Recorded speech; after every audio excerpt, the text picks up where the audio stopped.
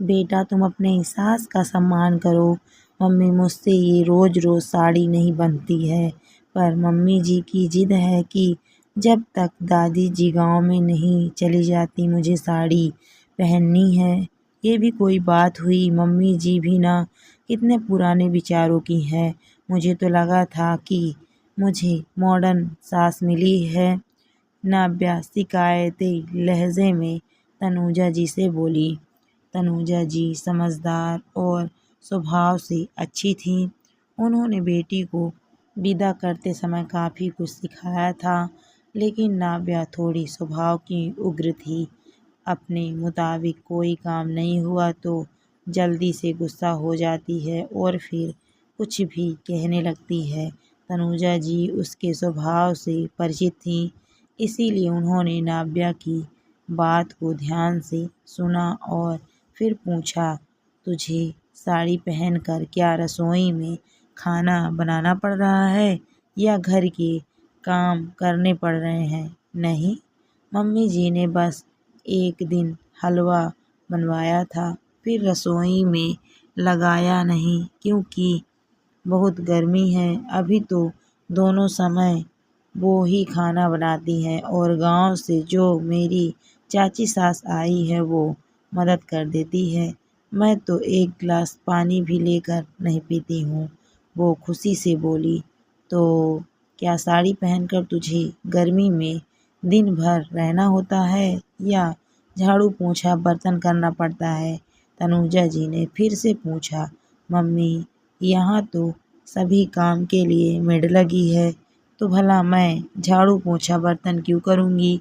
नाब्या हैरानी से बोली।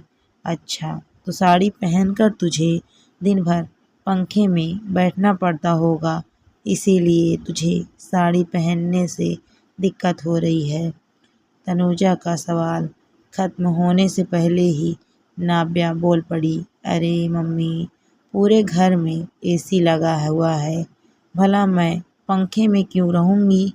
मस्त एसी की हवा खाती हूँ, मुझे कोई परेशानी नहीं है। अच्छा, तो तुझे दिन भर घूंघट में रहना पड़ता होगा, तभी साड़ी से इतनी परेशानी हो रही है। नहीं मम्मी, मैं तो सिर पर पल्लू तक नहीं रखती हूँ और आप घूंघट की बात कर रहे हो? नाब्या तुरंत ही बोली।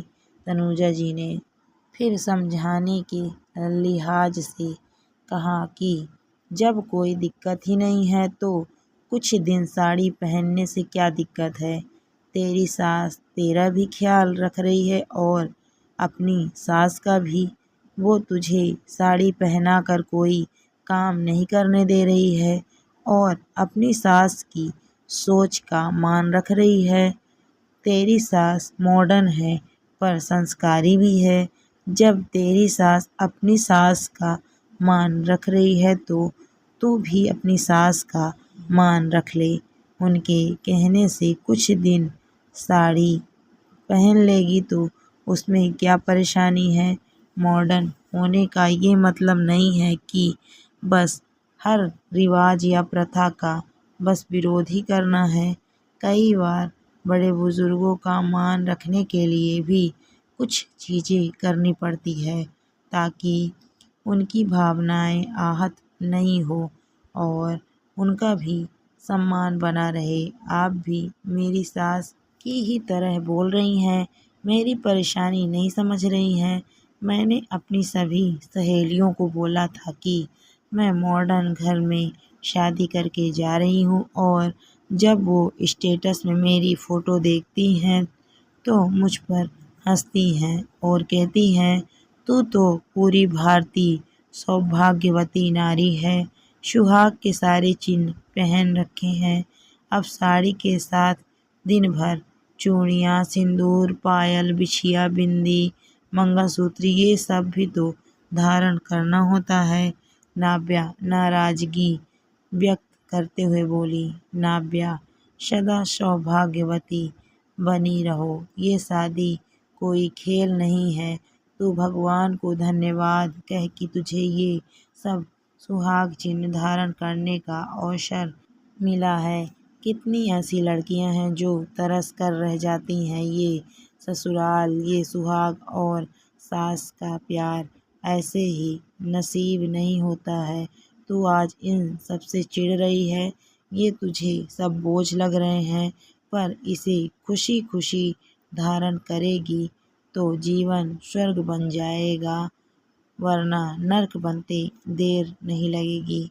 फिर कुछ दिनों की बात है, ससुराल में सबकी भावनाओं का ध्यान रखना और सबके दिल में उतरना बहुत ज़रूरी है। सबका आशीर्वाद मिलेगा। सजी धजी नई बहू घर की लक्ष्मी होती है। घर में सकारात्मकता का माहौल रहता है। उसे देखकर सबकी आँखों में खुशी छा जाती है। माना आजकल ये सब कोई नहीं मानती। पढ़ी लिखी नौकरी पेशा बहुएं इन सबको बोझ मानती हैं, पर घर में जब बुजुर्ग हो तो उनकी खुशी के लिए ये सब पहन लेने में बुराई तो नहीं है। फिर थोड़े दिनों की बात है, दादी जी खुश होकर दिल से सौभाग्यवती होने का आशीर्वाद देंगी। बड़े बुजुर्गों को थोड़ा मान सम्मान ही चाहिए होता है। तनुजा जी की बात नाव्या को समझ में आ गई। उसने अपनी माँ से बहुत बड़ी सीख ली और उस पर चलने का प्रण लिया। जब दादी सास ने देखा कि नाव्या तो उनकी हर बात मानती है और किसी चीज़ का विरोध ही नहीं करती है, तो वो बड़ी खुश हुई और उसे दिल से सौभाग्यवती होने का आशीर्वाद देकर अपने गांव चली गई। तब नाव्या की सास ने आकर कहा, बहू अब तुम्हारी मर्जी हो जो पहनो। हम लोगों ने तो अपनी नई पीढ़ी के हिसाब से चलना सीख लिया है, पर हमसे बड़े बुजुर्गों से ये नहीं हो पाएगा। लेकिन इसका ये मतलब नहीं है कि हमसे उनके विचार मेल नहीं खाते हैं तो हम उनका मान सम्मान ही करना छोड़ दें। नाव्या ने अपनी सास की बात में हामी मिलाई और वो ये सोचकर मुस्कुराने लगी कि उसकी मम्मी ने उसे वही राह दिखाई और उसकी सास ने उसे संस्कारों की राह पर चलना सिखाया।